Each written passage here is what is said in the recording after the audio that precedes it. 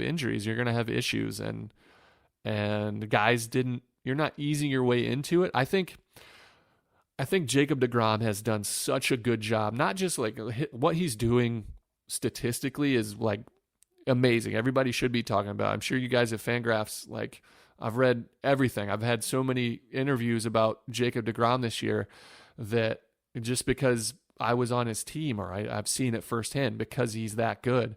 But what he's done that's kind of been under the radar is monitor his body. He's been able to pinpoint through his delivery when he's off a little bit, and then he's a grown man and such a good professional that he's pulled himself out of situations where his risk for big injuries are at a higher rate. And so he's eliminated those things. And I think that, apart from being the best pitcher on the planet, head and shoulders above everybody else, but his ability to pull himself out when he senses that he's in danger of really injuring himself has been his biggest accomplishment this year. And so with that shortened season, I think guys are at a big risk of really hurting themselves, and you're seeing that. Yeah, and deGrom certainly is at another level. He's not on this planet. In terms of analytics, and we do a lot of analytics here at Fangraphs, how has the analytics that you were that you reviewed and that was brought to you and presented to you, how has it changed for you throughout your career? Because I know with every 2-3 years, the amount of information and the type of information just doubles. How did you see that progress throughout your major league career? I've seen it like when I didn't watch video until I got to the big leagues because there really wasn't a system in place in the minor leagues to watch video and watch your delivery and see. Spin rate was unheard of. Even from release point and, where you're going, your cluster, your spin, all that stuff was brand new. And so I've learned about it as my career progressed. And what I basically learned, I learned what I already knew. I learned what made me a good baseball player, and that's my curveball. I learned why it was good, and I learned how to repeat it easier. In the off season, throwing on a Rapsodo or on a TrackMan, I was able to really hone in what I felt when I threw it, and I could see it and feel it out of my hand and see a result. I could see what it did, and then when I threw one, I was able to realize what was different, and it just makes you. It makes your adjustment. So what makes a really good pitcher different than a great pitcher and somebody that's able to be in the big leagues from just pure talent is being able to make adjustments as quickly as possible. And with all the advancements in technology, pitchers are able to learn what they do best and make the adjustments when they're not doing that quicker. And I think that was the biggest thing for me. And also, I realized that I outperformed what I'm supposed to do, like from all the projections and all of my spin rates, all of that. I've outperformed that pretty much unanimously across the board. Like from a statistical standpoint, I've just overachieved my whole life. And I think that if two things, one, a computer program will never be able to really tell you whether or not you're going to be a successful big leaguer. It might show you what you do really well or give you a guesswork, but it also shows me that there's holes in the data. Like there's just certain things that they haven't been able to track yet. So from the intangibles, from situational hitting or pitching to being able to read in-bat swings like I said a little bit earlier, you just can't quantify that. And I think that's one thing that's been missing from this data-driven, and I'm not anti-data at all. I think it's a huge thing. Like the more knowledge that you can get about yourself, the better. Like you're only going to make yourself better the better you know yourself, from pitching to just life in general. If you know who you are and what you're good at and what you're not good at, you're only going to make yourself better. But if that were true, I would never have probably made it to the big leagues because, like I said, I outperformed all this stuff. And why? What is it? And you can't quantify it yet. I know everybody's trying to figure out, whether it's clutch or guys that when I was coming up, a lot of the guys talked about they have an invisible fastball. Like a guy throws 88, but everybody swings and misses it. Now we know that that's, ride, or it's a high spin four seam fastball that just looks like it stays up. Like we were able to quantify that now. I imagine that they're never going to be able to just simulate baseball, and I love that part of it. But I also love that they're trying, and you're learning from it. And so baseball will never. We've. Let me see if I could phrase this. I'm very passionate about this because I think the end of my career, towards the end of my career, especially the last probably 6 years that I was in the game, so many baseball minds, guys that played the game and really know the game of baseball, have been pushed out really far away from the game. So all the front offices, all the scouting departments, there's no more, or there's a lot fewer people that played baseball. And I'm not saying that you had to play baseball to know a good player or to be able to pick a team. I'm saying that you can't be only data driven. You have to have some people in there that can see a guy or know or character makeup to be able to say this guy is really good at baseball, but he's a terrible human and he's going to make your team worse. He might do great statistically, but he's going to drag down your team. I remember, you remember when the Nationals traded for Papelbon, and it kind of, I'm not saying he individually derailed their team, but they took a dive after that, right? And it wasn't because of Papelbon. I think it was because they changed the makeup of their team. They had Drew Storen with like a 1. All of a sudden, he's not your starter or your closer anymore. So he's got a confidence thing going on.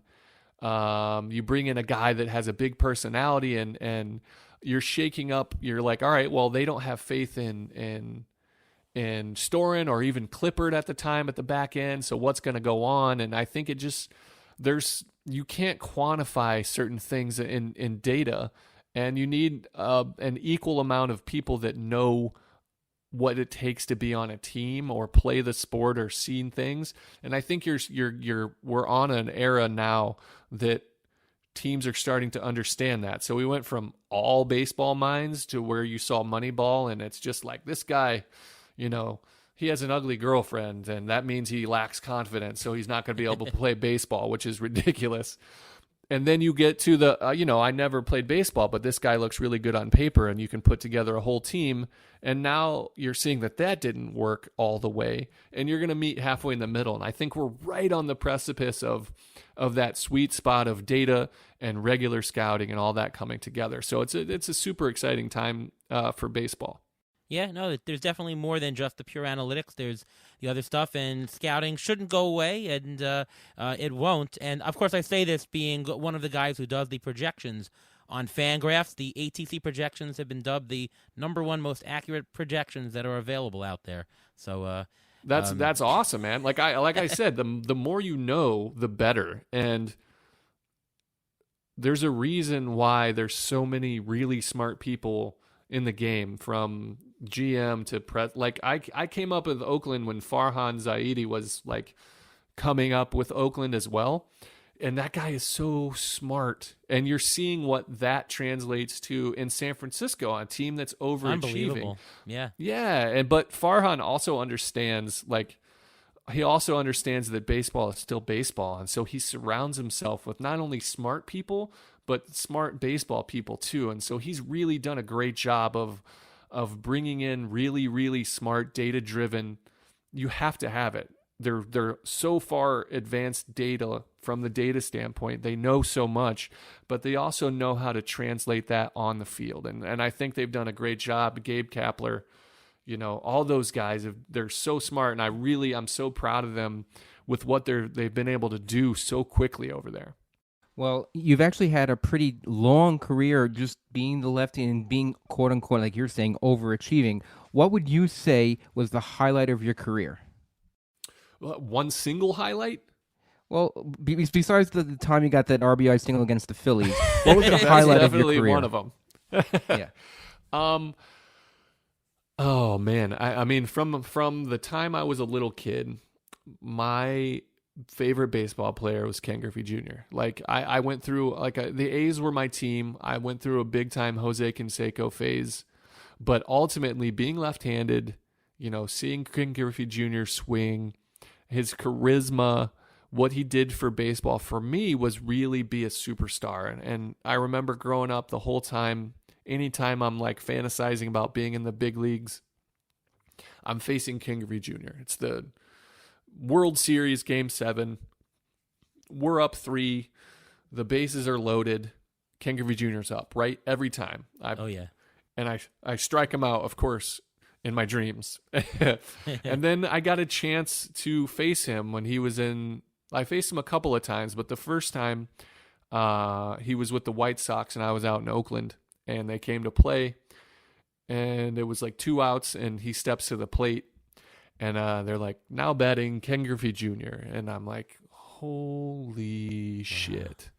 It was like one of those moments. Like I remember every pitch. I struck him out on a curveball away. He swung through it, and it was a beautiful swing. Missed. I get to the dugout, like the long walk to the dugout in Oakland.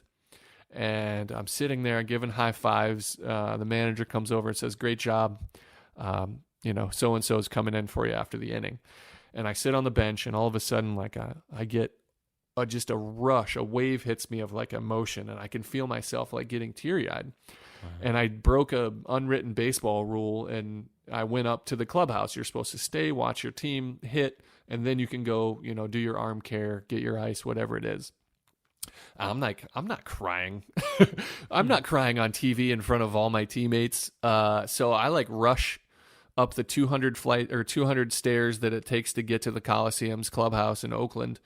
And I'm like, oh my goodness. And then I break rule number 2 on unwritten rules, and I use myself. That's actually not even unwritten. That's probably written in your team rules. I call my brother, my older brother, who taught me everything I know about baseball and put that love in for me. And I'm like, dude, I got to call him. He's going to calm me down. I could feel myself, really getting on the verge of tears. And I'm like, I call him up. I'm like, okay. And I hear him answer. He goes, oh my gosh, he's crying already. He's like, you struck out Ken Griffey Jr. And I like just let it go. And I got it out. I got a chance to face my hero. I got to strike him out in a big league game. Like if I died that moment, I would be so happy. So if there's a highlight, apart from, certain moments in certain games and all that, that's got to be it for me. Facing my childhood hero, striking him out like I've done a million times in my dreams as a kid, and being able to share that moment with my brother, it was a glorious thing. It's something that I cherish to this day, and I've had a chance to speak to Ken Griffey Jr. a few times. He's, everybody says don't meet your heroes because you'll find out they're human. Well, this guy is a better human being than he was a baseball player, and that's wow. Saying a lot. So I'll be forever grateful for baseball my whole life. I'm a fan first, and to be able to have a moment like that is again, like I've got chills thinking about it. I still don't really believe it happened, but that's got to be my single moment. That's fantastic, unbelievable. Yeah. It's often just the memory of growing up in your childhood and the dream, and that was the part that you fulfilled. I mean, playing in a World Series, if that wasn't your thing, if it was striking out Ken Griffey Jr., just completing that's the whole dream, and I can totally understand that. That's amazing. Yeah, man.